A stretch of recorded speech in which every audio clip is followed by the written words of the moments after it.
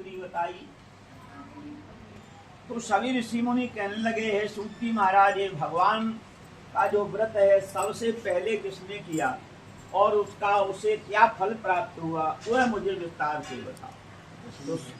तो सूत जी महाराज कहने लगे, हे ऋषियों, काशीपुरी नगरी में एक शतानंद नाम के ब्राह्मण देवता थे, जो भगवान के परम भक्त थे, अत्यंत गरीब थे। उनका छोटा सा परिवार था। अपनी भिक्षा मांग करके उस परिवार का अपना पालन पोषण करते। एक दिन भगवान ने मन में विचार किया, ये ब्राह्मण देवता बहुत दुखी है। तो ऐसा मन में विचार करके शतानंद ब्राह्मण देवता भिक्षा के लिए जा रहे थे। तो रास्ते में भगवान ने एक बूढ़े से ब्राह्मण का रूप धारण करके शतानंद ब्राह्मण देवता से पूछा कि ब्राह्मण देवता, आप इतनी गरीबी में समय बिता रहे हैं, आप कहाँ जा रहे हैं? तो शतानंद ब्राह्मण देवता ने कहा कि हे ब्राह्मण देवता, मैं तो भिक्षा के लिए जा रहा हूँ। जो भी भिक्षा मुझे मिल जाती है उससे अपने परिवार का पालन और पोषण करता हूँ। यही हमारी दिनचर्या है। दिन में जो भिक्षा मांग लेते हैं अपने परिवार का पालन पोषण करते हैं। तो भगवान को दया आई और भगवान ने शतानंद ब्राह्मण देवता से कहा, हे ब्राह्मण देवता, आपका ये सारा कष्ट, ये गरीबी, ये दुख दूर हो जाए तो हम तुम्हें एक छोटा सा एक उपाय बताते। शतानंद ब्राह्मण देवता ने कहा कि भाई बताओ कौन सा वो उपाय है। तो भगवान ने कहा, हे शतानंद, अपने मन में सच्चा भाव भगवान सत्यनारायण के प्रति प्रकट करें और कोई सी तिथि हो, कोई सा दिन हो, वैसे भगवान का पूजन, सत्यनारायण भगवान का पूजन संक्रांति को, अमावस्या को, पूर्णमासी को किया जाता है। लेकिन हमको कहते हैं अपने मन में जब सच्चा भाव प्रकट हो जाए तभी भगवान का पूजन उत्तम रहता है। तो ऐसा करो, भगवान सत्यनारायण का व्रत और पूजन करो और उस व्रत और पूजन से तुम्हारे सारे कष्ट दूर हो जाए। तो शतानंद ब्राह्मण देवता ने भगवान सत्यनारायण के पूजन की सामग्री पूछ ली उन भगवान से और सारा विधान पूछने के बाद अपने घर गए। रात्रि के बाद प्रातः काल हुआ तो अपने मन में ऐसा संकल्प किया, कहा आज की भिक्षा मांगने से जो हमें द्रव्य मिलेगा, जो पैसे मिलेंगे, वो सारे के सारे जो है, सारा का सारा धन भगवान सत्यनारायण की पूजा में मैं लगाऊं। ऐसा मन में विचार करके भिक्षा मांगने के लिए गए। भगवान की कृपा होती है, उन्हें भिक्षा में दूनी चौगरी भिक्षा मिल गई। बाजार गए, भगवान सत्यनारायण के व्रत और पूजन की सारी सामग्री लाए और आकर के भगवान का विधि विधान से सत्यनारायण भगवान का पूजन किया, व्रत रखा। इस प्रकार से शतानंद ब्राह्मण देवता के, सूत महाराज कह रहे हैं नैमिषारण्य में, इस प्रकार से शतानंद ब्राह्मण देवता के सारे दुख दूर हो गए। सुंदर महल बन गया, नौकर चाकर रहने लगे उनके यहाँ। भगवान की ऐसी असीम कृपा हुई। तो अब शौनकादि ऋषि कहने लगे कि हे सूत महाराज, उन ब्राह्मण देवता शतानंद के बाद में फिर किसने वह सत्यनारायण भगवान का व्रत और पूजन किया, वह भी बताओ। सूत महाराज कहने लगे, उसके बाद दो लकड़ारे थे जो लकड़ी जंगल में बीन करके बाजार में बेच दिया करते थे। उन लकड़ारों ने पूजन किया भगवान का। एक दिन की बात है, लकड़ारे जो हैं जंगल में लकड़ी चुनने के लिए गए। तो जब भी वो जाते तो जंगल में कुटिया थी शतानंद ब्राह्मण देवता की।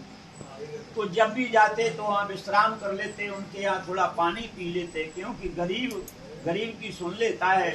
इसलिए नित्य की भांति वो दोनों लकड़ारे थे, वो शतानंद ब्राह्मण देवता की वो झोपड़ी जहाँ थी वहाँ पहुंचे। तो जाकर के उन लकड़ारों ने देखा कि जहाँ पर झोपड़ी पड़ी हुई थी वहाँ एक सुंदर महल बना हुआ। तो दोनों लकड़ारे विचार करने लगे कि वो राजा यहाँ पर आ गया, ब्राह्मण देवता शतानंद की जो झोपड़ी थी वो कहाँ चली गई, उन्हें कहाँ कर दिया, और राजा ने यहाँ आकर के महल बना लिया। मन में संकोच करते रहे। महल में झांका तो देखा कि शतानंद ब्राह्मण देवता अपनी अर्धांगिनी के सहित भगवान सत्यनारायण का पूजन कर रहे। लकड़हारों ने देख लिया और पहचान लिया सतानंद ब्राह्मण देवता को, गए जाकर के प्रणाम किया और बैठ गए। जब भगवान सत्यनारायण का व्रत और पूजन पूर्ण हुआ, प्रसाद दिया सतानंद ब्राह्मण देवता ने। लकड़हारों ने पूछा, हे ब्राह्मण देवता, आपकी तो झोपड़ी थी, आज तो यहाँ महल बना हुआ है, ये सब कैसे हुआ? तो यही सत्यनारायण भगवान का जो हम पूजन कर रहे हैं, इन्हीं सत्यनारायण भगवान की कृपा से हमारे सारे दुख दूर हो गए। तो लकड़हारों ने दोनों ने संकल्प किया, आज की लकड़ी बेचने से जो मुझे धन मिलेगा वो सारा का सारा धन भगवान सत्यनारायण की पूजा और व्रत में लगाएंगे। ऐसा मन में विचार करके लकड़ी लेकर के वो शहर में गए। तो भगवान सत्यनारायण की कृपा से उनकी जो लकड़ी है वो 4 गुने दामों की बिक गई। उन पैसों से उन लकड़हारों ने सुंदर भगवान सत्यनारायण के व्रत और पूजन की सामग्री ली और लाकर के भगवान सत्यनारायण का व्रत और पूजन घर पे किया और सत्यनारायण भगवान की कृपा से उनके सारे दुख दूर हो गए।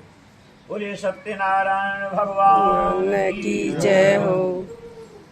अब सोनकाद ऋषि पूछने लगे सूत जी महाराज से कि और किस किसने ये व्रत किया? तो सूत जी महाराज कहने लगे,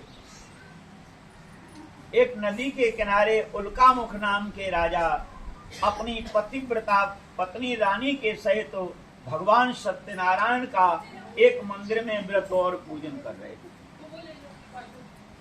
राजा बड़े धर्मात्मा थे, लेकिन उनके कोई संतान नहीं।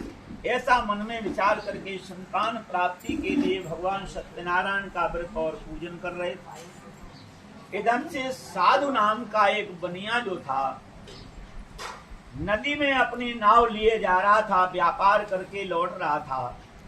तो बनिया तो चतुर होता है, तो मंदिर में जब शंख और घंटा की जब आवाज सुनाई दी तो अपनी नाव को नदी के किनारे करके उस मंदिर में, जिसमें उल्कामुख नाम के राजा भगवान सत्यनारायण का व्रत और पूजन कर रहे थे, वहां जाकर के उस साधु नाम के बनिया ने भगवान को प्रणाम किया, राजा को प्रणाम किया और कथा का श्रवण किया। प्रसाद वितरण के बाद में प्रसाद ग्रहण किया और साधु नाम के वैश्य ने मस्तक से लगाया और राजा उल्कामुख से पूछा कि हे राजन, ये काय का व्रत है और क्यों आप कर रहे हैं? तो राजा उल्कामुख ने कहा कि मेरे कोई संतान नहीं है, ये भगवान सत्यनारायण का जो व्रत और पूजन है सभी प्रकार की मन की अभिलाषाओं को पूर्ण करने वाला है। मेरे कोई संतान नहीं है, इसलिए मैं भगवान सत्यनारायण का पूजन कर रहा हूँ। साधु ने कहा, वो संतान तो मेरे भी नहीं, अगर भगवान सत्यनारायण की कृपा से अगर संतान होगी तो मैं भी भगवान सत्यनारायण का व्रत और पूजन करूंगा। प्रसाद लेकर के वो साधु नाम का बनिया अपनी नाव में बैठ करके नदी के सारे चलता हुआ अपने नगर के लिए पहुंचा। साधु नाम के बनिया की पत्नी का नाम था लीलावती। तो लीलावती के साथ में विश्राम करने के बाद दोनों पति पत्नी साधु और लीलावती आपस में विभिन्न प्रकार की चर्चाएं करते रहे। तो साधु ने कहा कि हे लीलावती, मुझे एक बात ध्यान आ गई। मैं आ रहा था तो एक मंदिर में उल्कामुख नाम के राजा भगवान सत्यनारायण का व्रत पूजन कर रहे थे, तो मैंने भी वहां संकल्प लिया। उनके कोई संतान नहीं थी, इसलिए सत्यनारायण भगवान का व्रत पूजन कर रहे थे। अपने भी कोई संतान नहीं है, तो मैंने एक संकल्प लिया है वहां पर कि मेरे जब कोई संतान होगी तो भगवान सत्यनारायण का व्रत और पूजन अवश्य करें। ये प्रसाद मैं वहां से लेकर के आया हूँ। उस लीलावती ने प्रसाद का ग्रहण किया। भगवान सत्यनारायण की कृपा से गर्भ धारण हुआ लीलावती के, और 9 महीने के बाद में लीलावती ने एक सुंदर कन्या को जन्म दिया। विद्वान ब्राह्मणों ने वो चंद्रमा की कला की तरह से वह पुत्री बढ़ती थी, क्योंकि भगवान की कृपा का प्रसाद था, इसलिए विद्वान ब्राह्मणों ने उसका नाम कलावती रखा। चंद्रमा की कला की तरह बढ़ रही थी। पुत्री का लालन पोषण साधु नाम का बनिया करता रहा। धीरे धीरे वह पुत्री जो थी बड़ी हो गई, सयानी हो गई। एक दिन उस साधु नाम के बनिया ने अन्य गांव की कन्याओं के सहित खेलते हुए अपनी कन्या को देखा तो मन में विचार किया, कन्या विवाह के योग्य हो गई है, अब इसका मुझे विवाह करना चाहिए। बोलिए सत्यनारायण भगवान जय हो। थोड़ी सी देर की बात और। तो जब अपनी कन्या को जवान देखा, विवाह के योग्य देखा साधु ने, तो अपने मंत्रियों को बुलाया कि जाओ जाकर के सुंदर एक वणिक पुत्र जो है हमारी कन्या को सुयोग्य हो, लायक हो, ऐसा कोई खोज करके वर लाओ। मंत्री लोग गए, मुनीम लोग गए और सुंदर चारों तरफ घूम घाम के बड़े बड़े शहरों में जा करके देख करके कांचन नगरी से एक सुंदर वणिक पुत्र बनिए के पुत्र को लाए और लाकर के बताया कि हे सेठ जी, में ये आपकी पुत्री कलावती के लिए सुयोग्य वर है, हम इसे ढूंढ करके लाए हैं। ऐसा सुयोग्य वर देख करके उस साधु नाम के बनिया ने अपनी पुत्री कलावती का पाणी ग्रहण संस्कार कर दिया। लेकिन होता क्या है, जब पुत्री का जन्म हुआ तो लीलावती ने अपने पति साधु से कहा कि हे प्राण जीवन, आपने कहा था कि मेरे कोई संतान होगी तब हम भगवान सत्यनारायण का व्रत करेंगे, तो अब तो कन्या ने जन्म ले लिया है, तो अब तो भगवान सत्यनारायण का व्रत पूजन कर दो। साधु ने कहा, पगली तुझे पता नहीं अभी बच्ची का नामकरण संस्कार हुआ है, कितना खर्च हुआ है, इसका जब विवाह होगा तब भगवान सत्यनारायण की पूजा भी कर लेंगे। ऐसा मन में विचार करके और अपनी पत्नी को समझा दिया। समय बीता, पाणी ग्रहण की जब बारी आई, विवाह हो गया उस कलावती कन्या का। उसके बाद याद दिलाते हुए लीलावती ने कहा, हे प्राण जीवन, आपने भगवान सत्यनारायण के व्रत और पूजन का संकल्प लिया था, मैंने आपको याद दिलाई, कन्या का जब जन्म हुआ था तब आपने वह भगवान सत्यनारायण का पूजन व्रत नहीं किया। अब आपने कहा था कि पुत्री का विवाह होगा तब कर देंगे, अब विवाह भी हो गया, भगवान सत्यनारायण का व्रत और पूजन कर दो। तो साधु ने कहा, पगली अभी विवाह में इतना खर्चा हुआ है, तुझे भगवान सत्यनारायण की पूजा की पड़ी। तो ऐसा मन में विचार करके वो टाल दिया। जब भगवान ने देखा कि 2 बार पत्नी ने याद दिलाया फिर भी इसने हमारा व्रत और पूजन नहीं किया, तो भगवान सत्यनारायण दुष्ट हो श्राप दे दिया कि जहां साधु तुझे नाना प्रकार के कष्टों का सामना करना पड़ेगा। विवाह हो गया पुत्री का, जहाँ घर में कोई संतान थी नहीं, और इसलिए उस दामाद को घर जमाई बना करके साधु ने रख लिया। बनिया खाली नहीं बैठता है। कई दिन हो गए तो साधु ने विचार किया, हम दोनों लोग यहाँ घर पर बैठे हैं, अब तो विवाह हो गया, कुछ धन उपार्जन करना चाहिए, बैठे बैठे कैसे काम चलेगा। ऐसा मन में विचार करके अपने दामाद को साथ में लेकर के व्यापार करने के लिए साधु चला। जाकर के एक नगर के किनारे, एक शाम हो जाती है, नगर के किनारे एक धर्मशाला थी, तो उसमें ही ससुर और दामाद दोनों जो है विश्राम करने लगे। भगवान की कृपा क्या होती है कि उस नगर का जो राजा था उसके राज खजाने में चोरी हो जाती है। चोर माल ले जा करके जब भागने लगे तो राजा के सिपाहियों ने देख लिया और उन चोरों का पीछा करने लगे। चोर दोनों राजा के राजकोष से माल लेकर के चंपत हुए हैं, वो माल लेकर के भाग रहे थे, पीछे पीछे सिपाही पड़े थे। वो धर्मशाला जिसमें वो ससुर और दामाद दोनों विश्राम कर रहे थे बाहर, चोरों ने देखा कि अब पकड़ लिए जाएंगे अपन, ऐसा मन में विचार करके वो धन की जो पोटली थी वो दोनों ससुर और दामाद सो रहे थे उनके पास में फेंक दी और चोर वहां से भाग गए। जब पोटली गिरने की आवाज हुई तो ससुर और दामाद ने दोनों ने मन में विचार किया, ये क्या है। तो दोनों उठ करके बैठ गए और पोटली में जो माल था उसे खोल करके देखने लगे। इतने में राजा के सिपाही आ गए और आकर के दोनों को पकड़ लिया। ये राज खजाने का माल है, तुम मौका लगा के चोरी करते हो, चलो। तुम्हें राजा के पास ले चलते हैं। कड़ियां लगा करके दोनों को, ससुर और दामाद को, राजा के पास में ले गए। राजा से उन सिपाहियों ने कहा कि आपके राज खजाने का ये माल है, मौका लगा करके चोरी करते हैं। दोनों चोर हैं, लेकिन बनिया प्रार्थना करने में बहुत चतुर होता है। बहुत प्रार्थना की उस साधु नाम के बनिया ने राजा से, लेकिन राजा ने भगवान की कृपा से एक भी बात साधु की नहीं सुनी। कारागृह में डाल दिया गया।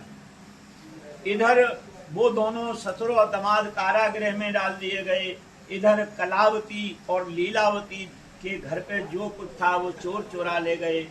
दिन में भिक्षा मांग करके अपना पेट भरने लगी लीलावती और कलावती। एक दिन की बात है कि कलावती भिक्षा मांगने के लिए गई थी। इस प्रकार से सायंकालीन समय था, भगवान सत्यनारायण का व्रत पूजन चल रहा था। मन में विचार किया भगवान सत्यनारायण का व्रत पूर्ण होगा तब प्रसाद लेकर के चलेंगे। ऐसा मन में विचार करके कलावती वहां रुकी रही। सायंकालीन हो गई, रात्रि हो गई। रात्रि को प्रसाद लेकर के जब घर पहुंची तो माता लीलावती ने कहा, हे पुत्री, तुम विचार करो, हम गरीब हैं, धनवान की कोई कुछ नहीं कहता, गरीबों की लोग निंदा करते हैं। तुमने क्या इतनी रात्रि तक तुम कहाँ रही? तो कलावती ने कहा, है माता, एक जगह भगवान सत्यनारायण का व्रत पूजन हो रहा था, उस प्रसाद की इच्छा से मैं वहां रुकी रही और विलम्ब हो गया। ये प्रसाद लेकर के आई हूँ, इसका आप भी पान करो, मैं भी पान करूं। पुत्री माता ने, दोनों ने भगवान सत्यनारायण के उस प्रसाद का पान किया। रात्रि में दोनों विश्राम करने लगी तो लीलावती ने कलावती से कहा, है पुत्री, तुम्हारे पिता ने एक संकल्प लिया था कि मेरे कोई संतान होगी तो मैं भगवान सत्यनारायण का व्रत और पूजन करूंगा। तेरा जन्म हुआ तब भी नहीं किया तेरे पिता ने वो भगवान सत्यनारायण का संकल्प पूरा, और तेरा विवाह हुआ तब भी नहीं किया। मुझे तो लग रहा है उन्हीं सत्यनारायण भगवान की कृपा से, वो दृष्टि से अपन ये यहाँ पर कष्ट उठा रहे हैं। पता नहीं मेरे पति देवता, हमारे दामाद पता नहीं विदेश में कैसे होंगे।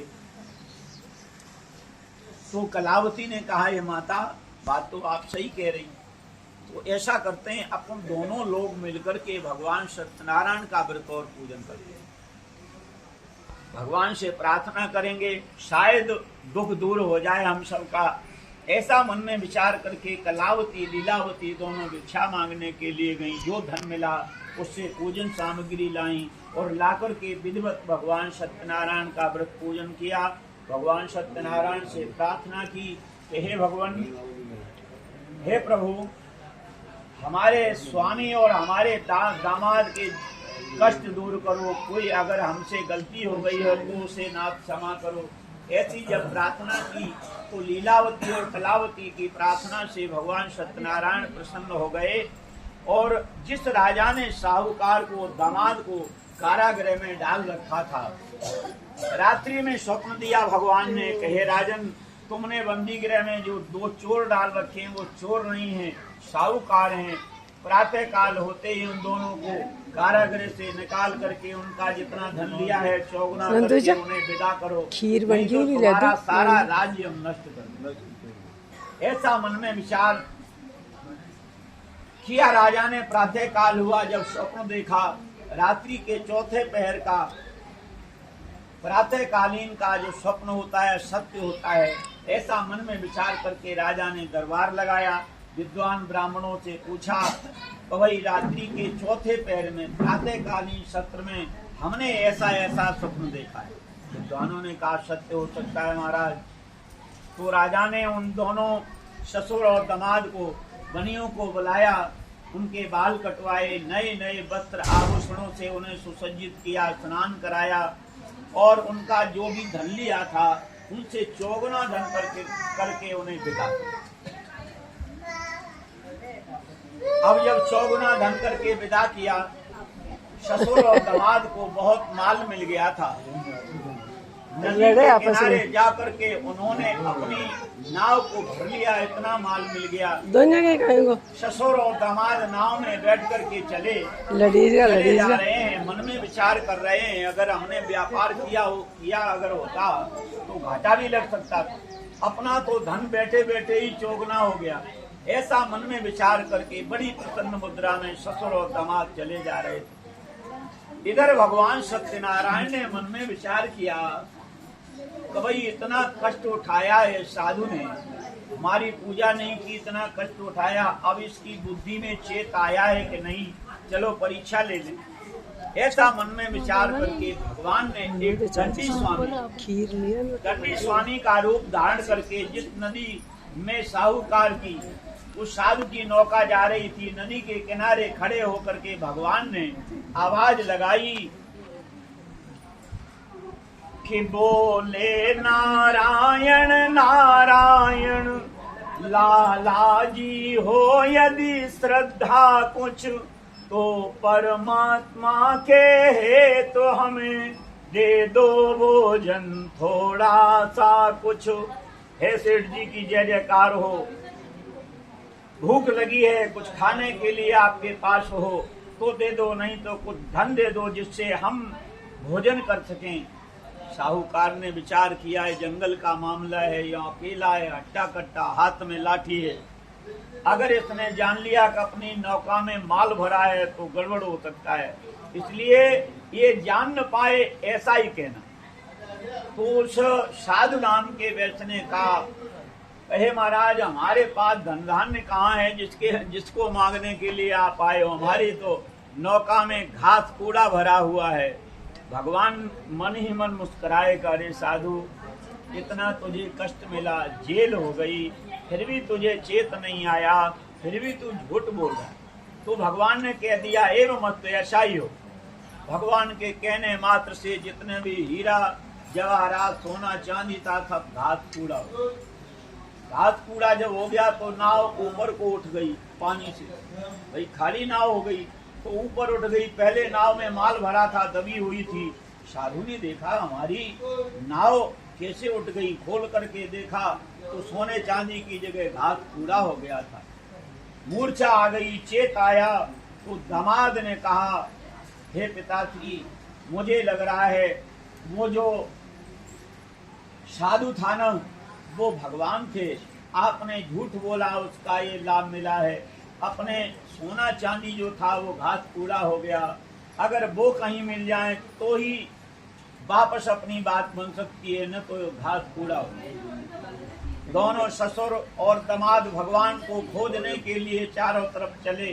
भगवान ने भी मन में विचार किया कि जब माया का नशा उतरेगा तब ये साधु जो है अवश्य हमारे पास आएगा। ऐसा मन में विचार करके भगवान थोड़े दूर जाकर के एक वृक्ष के नीचे बैठ गए। इधर ससुर और दामाद जो थे दोनों जाकर के भगवान के चरणों में गिर गए, कहे अपराध को क्षमा करो, मैंने झूठ बोल दिया, आप मेरे माता और पिता हैं, हम आपके पुत्र हैं, मेरे से अगर पुत्र से कोई गलती बन जाए तो पिता उसे क्षमा करता है, नाथ मेरे अपराध को क्षमा कर दो और हमारी नाव में जैसा धन धान्य था वैसा कर दो। भगवान दयावान है। भगवान ने कहा ये मत, ऐसा ही हो। साहूकार आया आकर के देखा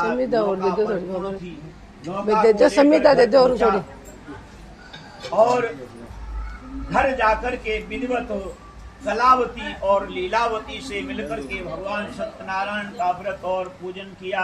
उसके बाद हर संक्रांति को, हर पूर्णमासी को भगवान सत्यनारायण का व्रत और पूजन करने लगा।